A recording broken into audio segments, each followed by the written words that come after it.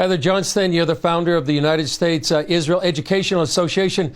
First of all, tell us your reaction, what happened on October 7th.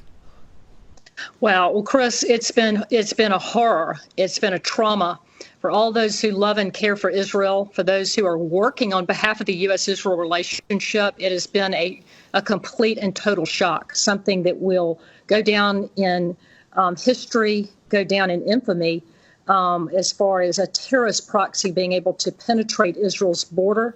We will never be the same again. It's a seismic shift in the world, I think.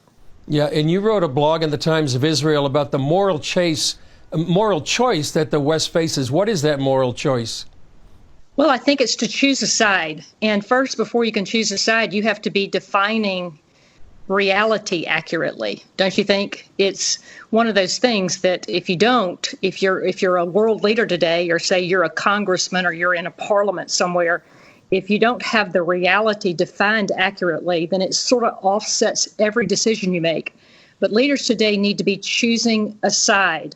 And our Western leaders particularly need to be choosing the side of Israel and the United States as we walk through this war all the way to its completion. We don't need a ceasefire. We don't need pressure on Israel.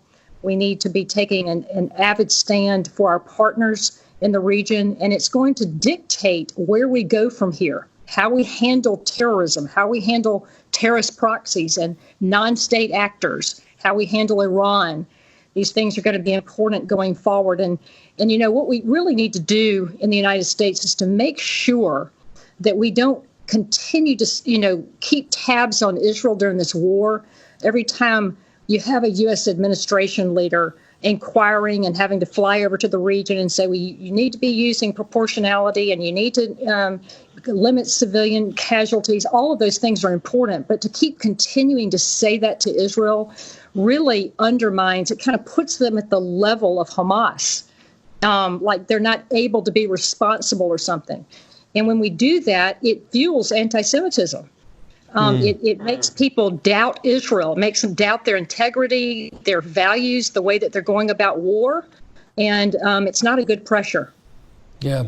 As I said, you're the founder of the United States Israel Educational Association. What have you been doing since the beginning of this war? Well, we've been working with Congress, and as you might remember, Chris, we were absent as Speaker of the House for almost 3 weeks, and so that made it really tough. But a lot of groundwork was laid in those 3 weeks so that when things got up and running, Congress has been able to run, not walk, in getting bills, particularly through the House, that are going to be reflected in the Senate. And so you will be surprised to know a lot of what has happened. So that's what we've been working on. It's just really encouraging, bringing education to the Hill, doing briefings, bringing relevant experts to the Hill to be able to interface with Congress on this war.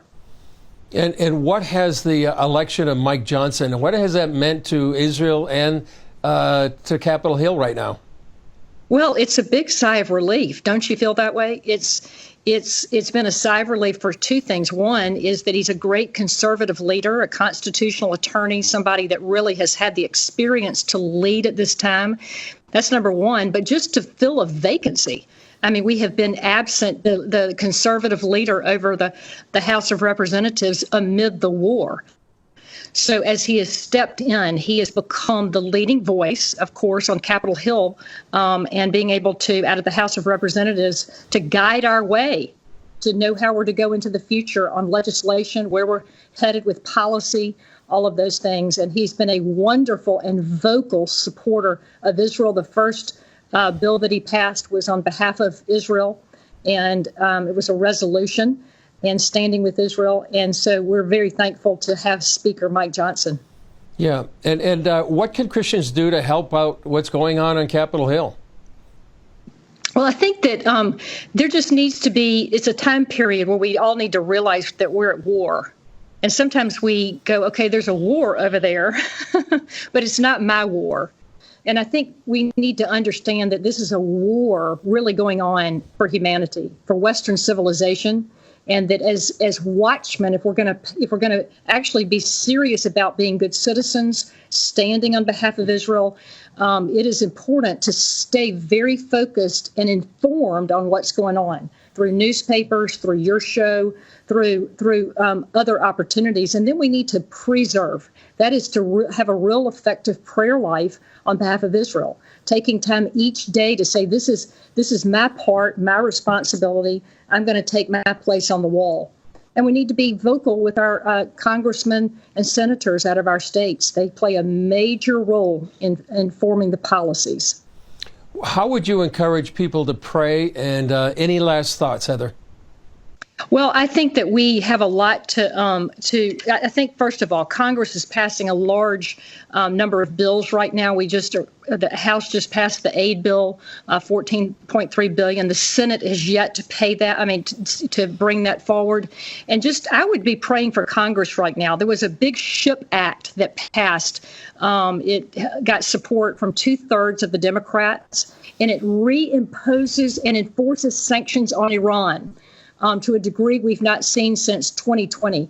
And if you can imagine, that passed last Friday. It's been put over to the House, but it basically sanctions any nation or entity, any trade, any ports, shipping companies, anybody that's doing trade with Iran is going to be sanctioned going forward. And this is a great sign of a shift in the United States policy. And it's one we need to be praying about. This is where we're headed, a big change in the way that we're going to view Iran and how we're going to treat Iran and how we're going to facilitate U.S. policy toward Iran. One last question, Heather. You had mentioned that there was an event there in Birmingham with the Jewish community. How can Christians be helping, praying, and standing with their Jewish brothers and sisters during the time when perhaps they're more afraid than any time since the Holocaust? I think it is a great time to make a phone call, to be in communication with. It's very isolating and alienating to undergo such a wave of anti-Semitism, and Christians need to be standing with their Jewish brothers and sisters and encouraging them and just saying, hey, we're here with you. As simple as that statement is, it goes a very long way. That's a great advice. Heather Johnston, founder of the United States Israel Educational Association. Thanks for all the work you do, and thanks for being with us. Thank you, Chris.